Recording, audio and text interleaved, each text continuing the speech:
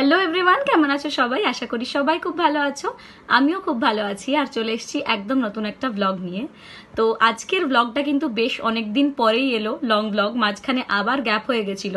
মাঝে আসলে আবার একটা প্রবলেমে আমি জড়িয়ে পড়েছিলাম, যেটার কারণে কিন্তু একদম আর ব্লগ শুট করা হয়নি। কিছু না কিছু প্রবলেমের মধ্যে কিন্তু আমরা পড়েই চলেছি, যেটার কারণে কিন্তু কি হচ্ছে, বারবার আমার ব্লগ বন্ধ হয়ে যাচ্ছে মাঝে মাঝে। বাট আমি শর্টস আপলোড করছি আর ওটাতে রিচ দেখে কিন্তু আমি বুঝতে পারছি যে তোমরা কিন্তু সবাই আমার সাথে আছো, আমার পাশে আছো। আর তার জন্য বিগ থ্যাংক ইউ তোমাদের সবাইকে। কারণ আমি আসলে চাই যে এইবার কোনো মতেই আমি এইটা না ছাড়ি আর এটাকে কন্টিনিউ করি। তোমরা যে এত ভালোবাসা আমাকে দিয়েছো সেটার জন্য আমি মান রাখতে পারি। তো সেই কারণে আবার বুকে সাহস নিয়ে দম নিয়ে আবার স্টার্ট করেছি ব্লগ। আর এই আজকের যে ব্লগটা, এটা কিন্তু একটা বোনের উদ্দেশ্যে। আগের ব্লগে আমি বলেছিলাম, জিজ্ঞেস করেছিলাম যে তোমরা কি চাও আমাদের আশেপাশের এলাকার মধ্যে কোন জায়গায় আমি নেক্সট ব্লগটা শুট করি। তো আমার একটা বোন বলেছিল যে তুমি রন্ডিয়ায় গিয়ে একটা ব্লগ বানাও। আজকের ব্লগটা কিন্তু ওর জন্যই আমি করছি। আর আমি জানি যে তুমি শুনছো, আর শুনে কিন্তু কমেন্টে নিশ্চয়ই জানিও যে তোমার কেমন লাগলো। তো এরপরেও কিন্তু তোমরা যদি চাও আমি আশেপাশে কোনো জায়গায় গিয়ে ব্লগ করি, সেটা কিন্তু অবশ্যই আমাকে কমেন্টে জানিও। আর চলো আজকে যাওয়া যাক, আজকের দিনটা শুরু করছি। তো আমরা যাচ্ছি রন্ডিয়া। আজকে ওয়েদার ভীষণ ভীষণ ভালো। এখনই দেখাবো তোমাদেরকে বাইরের ওয়েদারটা, প্রচন্ড ভালো ওয়েদার। তো দেখাই তোমাদেরকে, রন্ডিয়া যাওয়ার জন্য একদম পারফেক্ট ওয়েদার যেটাকে বলে। তো আমি যাই আর দেখাচ্ছি তোমাদেরকে, সাথে থেকো।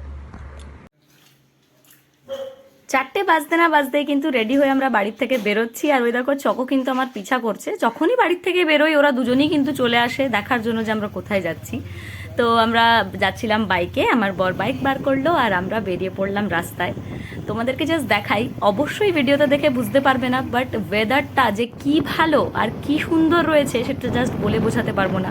প্রথমত তো পুরো মেঘলা করে আছে, হাওয়া দিচ্ছে প্রচণ্ড। আর যেহেতু বৃষ্টি হয়েছে সেজন্য চারদিকের সবুজটা যেন একদম ধোয়া লাগছে, সবুজটা এত ব্রাইট লাগছে দেখতে বৃষ্টির জলে ধুয়ে, যে মনে হচ্ছিল জাস্ট তাকিয়েই যায়। আর আমাদের এদিকটাতে কিন্তু বেশ ভালোই গাছপালা রয়েছে, দেখতেই পাচ্ছ ভিডিওতে কি সুন্দরই না দেখতে লাগছে। আর মোটামুটি রন্ডিয়ার কাছাকাছি পৌঁছানোর পর তো আকাশের অবস্থা দেখে জাস্ট মন ভালো হয়ে গেল। দেখে মনে হচ্ছিল এখনই বৃষ্টি শুরু হবে। আর খুব সুন্দর ঠান্ডা হাওয়া দিচ্ছিল।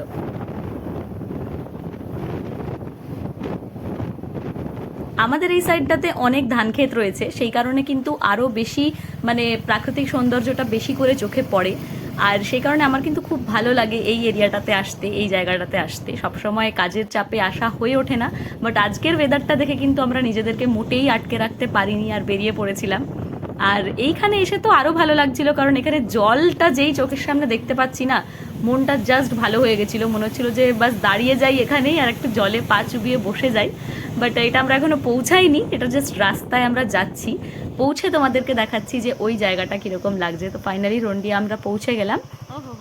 দেখতেই পাচ্ছ সূর্যের আলোটা জলের ওপর পড়ে কি সুন্দর দেখতে লাগছে।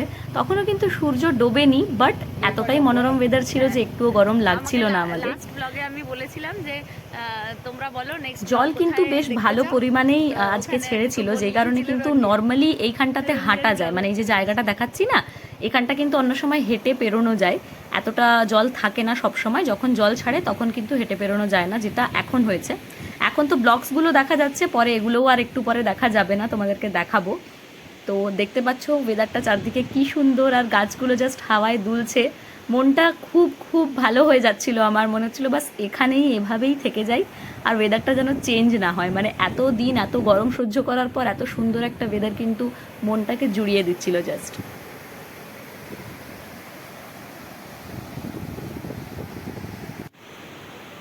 শুধু আমরা কিন্তু একা নই, অনেকেই ওখানে গেছিল। আর যাওয়ার পরে ধীরে ধীরে আরও ভিড়টা বাড়ছিল। আমাদের এদিকে আসলে সবাই অপেক্ষা করতে থাকি একটা মনোরম ওয়েদারের, আর তখনই আমরা চলে আসি রন্ডিয়া। দেখতেই পাচ্ছ এখানে চেপে বসে গেছি, আর এত সুন্দর হাওয়া দিচ্ছিল না যে জাস্ট আর কোথাও নড়তে ইচ্ছে করছিল না। এই ধারটার উপর আমি বসে গেছিলাম আর হাওয়াটাকে উপভোগ করছিলাম, এত সুন্দর ঠান্ডা হাওয়া দিচ্ছিল।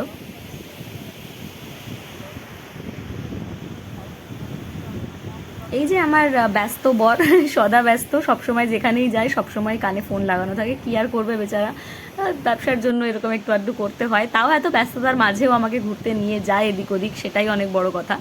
তো যাই হোক, আমরা ওয়েটও করছিলাম, কার ওয়েট করছিলাম একটু পরে তোমাদেরকে দেখাবো। এই যে আমার বর মশাই ক্যামেরার দিকে তাকাতে বললে হাসতে ভুলে যায়। যাই হোক, আমরা এরপর কিন্তু চলে গেলাম ঝালমুড়ির দোকানে, কারণ আমরা যাদের জন্য অপেক্ষা করছিলাম, স্যান্ডি আর মধুরিমা, ওরা চলে এসেছিল। আর আমরা চলে গেছিলাম ঝালমুড়ি চটপটির দোকানে। তো ওখান থেকে আমরা চটপটি কিনে নিলাম, চটাপট, আর আলাদা আলাদা করে বানালাম, কারণ আমি ঝাল খাই আর আমার বর একদম ঝাল খায় না। তো আলাদা আলাদা করে বানালাম। আর এগুলো নিয়ে আমরা এবার নেমে যাব জলের দিকে, ওখানে পা ঝুলিয়ে বসবো জলের মধ্যে আর খাবো চটপটি। মানে এর থেকে ভালো মোমেন্ট তো মনে হয় অনেক দিন আমি কাটাইনি। এখানে প্রায় প্রতিদিনই বিকেলবেলা আর যদি এরকম মনোরম ওয়েদার হয় তাহলে তো আরও বেশি ভাগ ভিড়টা প্রচুর হয়, কারণ আশেপাশের সবাই চলে আসে। তো সেজন্যই ছোটোখাটো দোকানগুলো এখানে রয়েছে। তো আমরা নিয়ে নিলাম আমাদের চটপটি, আর এবার যাচ্ছি আমরা নিচের দিকে। সিঁড়ির ধাপ আছে, ওইটা দিয়ে নেমে আমরা চলে যাবো কিন্তু একদম জলের কাছাকাছি। আর জলে আমার কিন্তু বেশ ভালোই ভয়, জলে নামতে আমার কোনোদিনই ভালো লাগে না, কিন্তু জলে পা ডুবিয়ে বসে থাকার মজাই আলাদা। তো আমি আর মধুরিমা যাচ্ছি হাত ধরাধরি করে নিচে। আর দেখতেই পাচ্ছ একটু আগে যতটা জল ছিল এখন কিন্তু আরো বেড়ে গেছে, একটু পরে আরো বেড়ে যাবে, তখনও তোমাদেরকে দেখাবো। তো বেশ ভালো লাগছিল, জলের যত কাছে যাচ্ছিলাম তত যেন আরো ঠান্ডা হাওয়াটা উপভোগ করতে পারছিলাম। জলের স্রোতটা কিন্তু খুব মারাত্মক ছিল, যেটা দেখে বুঝতেই পারছো, খুব স্রোতে জলটা বইছে আর সেরকমই ঠান্ডা। আমি তো পা ডোবাচ্ছিলাম আর আমার খুব আরাম লাগছিল, মনে হচ্ছিল জাস্ট এখানেই অনেক ঘন্টা বসে থাকতে পারতাম আর ওয়েদারটা চেঞ্জই না হতো, সন্ধেও না হতো, বাস এরকমই ওয়েদার থেকে যেত, তাহলে খুব ভালো হতো। যাই হোক, সেটা তো সম্ভব নয়, বাট কিছুক্ষণ ওখানে বসে আড্ডা মারার পর আমরা উঠলাম ওখান থেকে। আর বাদিক দিয়ে আর একটা রাস্তা আছে চরের কাছে পৌঁছানোর, তো সেই দিক দিয়ে আমরা গেলাম যাতে বালির চরে যেতে পারি। তো দেখাচ্ছি তোমাদেরকে জায়গাটা। এই জায়গাটাও দেখো কতটা গ্রিনারি, মানে হয়তো তোমরা অনেকেই শহর দিকে থাকো যারা এত গ্রিনারি দেখতে পাও না, বাট আমাদের এলাকায় কিন্তু প্রচুর গ্রিনারি রয়েছে, যেদিকে তাকাও সেদিকেই সবুজ। আর রিসেন্টলি বৃষ্টি হওয়ার কারণে কিন্তু চারদিকটা একদম ফ্রেশ হয়ে গেছে, মানে মনে হচ্ছে সবকিছু জলে ধুয়ে একদম চকচক করছে, আর খুব ভালো লাগছিল দেখতে। বিকেলটা এত ভালো লাগছিল, জাস্ট আমি মনে হয় ভিডিওর মাধ্যমে তোমাদেরকে বুঝিয়ে উঠতে পারবো না। বিকেলটা যারা যারা নিজেরা উপলব্ধি করেছো শুধু তারাই জানতে পারবে যে কতটা সুন্দর মনোরম ওয়েদার ছিল।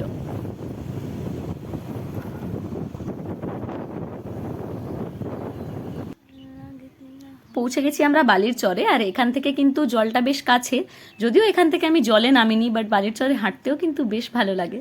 আর একটা নৌকাও ছিল ওখানে, কিন্তু আমরা নৌকায় চাপিনি।